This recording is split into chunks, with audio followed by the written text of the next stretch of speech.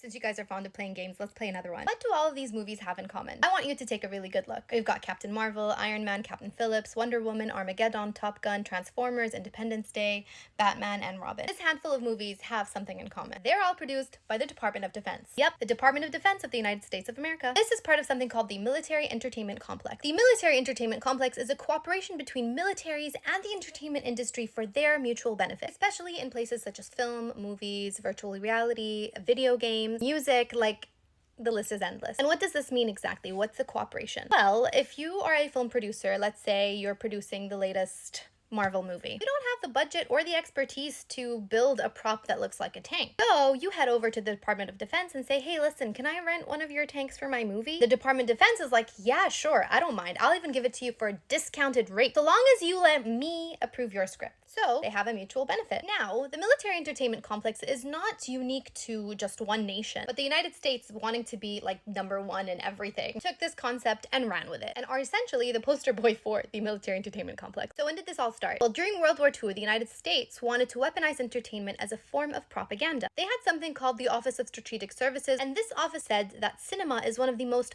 powerful propaganda weapons at the disposal of the United States. Another government official stated that this is the easiest way to inject a propaganda idea into most people's minds. To let it go through a medium of entertainment when they do not realize that they are being propagandized. They are selling you a concept without you realizing that you're being sold to. Now, there's many articles and research online that's readily available, and trust me, I urge you to go read it because it's so interesting. So one of these articles stated that between 1911 and 2017, more than 800 feature films received support from the Department of Defense, including blockbuster franchises like Transformers, Iron Man, and The Terminator. During the production of the movie The Hulk, the Department of Defense requested pretty radical script alterations, including disassociating the military from creating the Hulk, and changing one of the code names of the operations to capture the Hulk from Ranch Hand to Angry Man. Now, that doesn't seem like a major change, right? Like, whatever. Except Ranch Hand had been the name of a real chemical warfare program during the Vietnam War, which the United States government or the Department of Defense didn't want people to know. But I was curious and I wanted to know what it was. I found out that Operation Ranch Hand was a form of herbicidal warfare that the United States implemented during the Vietnam War. The United States sprayed chemical agents over rural areas of South Vietnam and Laos and Cambodia to deprive the Viet Cong of food and vegetation cover. I would just like to remind people that herbicidal warfare is constituted as an international war crime because not only does it destroy the ecological footprint of the area that you're spraying, many people died as a result of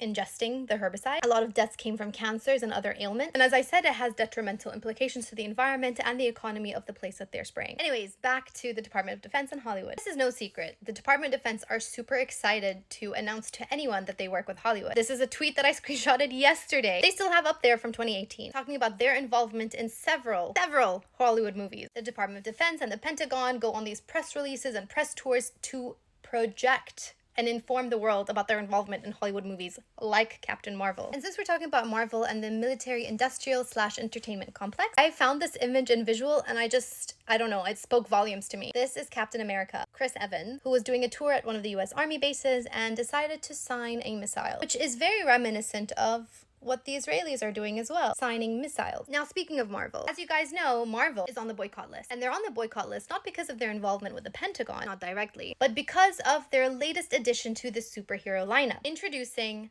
Sabra. Who's Sabra? Sabra is a character from the 1980s comic book series. She is a superhero from Israel, but she's not just any superhero. Sabra, or her real name Ruth, is the first superhuman agent to serve with the Mossad being the Israeli intelligence agency. And I found this really interesting. Sabra's first public act was a battle with the Hulk, who she mistakenly believed was working with terrorists. Who are the terrorists in question? The Arabs, namely the Palestinians, who in the comic book series themselves were not represented in the best way. One would say it's Islamophobic, with the Hulk saying murderers, killers, butchers, and the Palestinians saying Allah. I mean, what? In another scene from this comic book series where she's introduced, let's read it together. Ignoring the half-naked foreigner, the perpetrators of the bombing step forward to claim their due.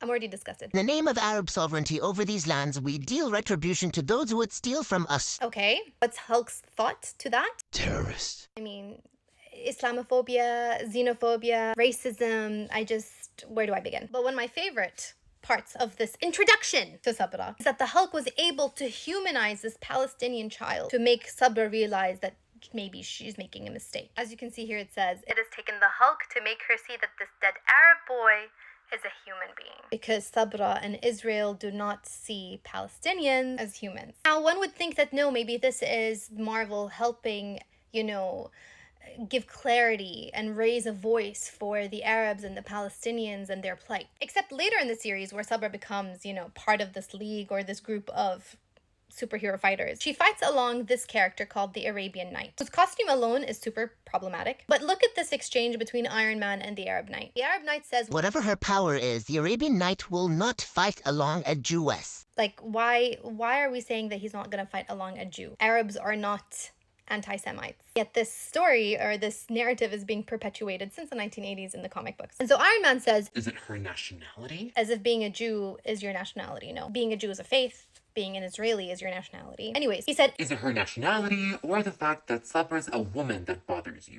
Now we come into the Islamophobia, that Arabs and Muslims are oppressors and we don't like women. Another scene further on in the comic book series, the Arabian Knight and Sabra are fighting together. And he says, "Are we not teammates?" And Sabra said, "I would rather be dead than be allied with you." In which this British superhero, I don't know what he's called, says, "Oh, you're not popular with the ladies, are you, Arab?" As if that's not a problematic statement. Can we just acknowledge the fact that the Marvel comic book series are super racist and xenophobic and Islamophobic? Like, I'm so disgusted. But wait, there's more. So before, the Palestinians were referred to as Arabs. In the later series of the comic books, Sabra says, "Palestinians ambushed a bus full of Israeli school children." I just want to highlight, this is a really good way to slowly and softly inject propaganda and hate towards Muslims, Arabs, Palestinians in a way that doesn't seem super direct, while still planting that seed, that narrative, that stereotype. Anyways, one would argue that but these are comic books that were made in the 1980s and 90s, and times are different. Except they're not different. Out of all of the superheroes that Marvel could have introduced to their series, they picked up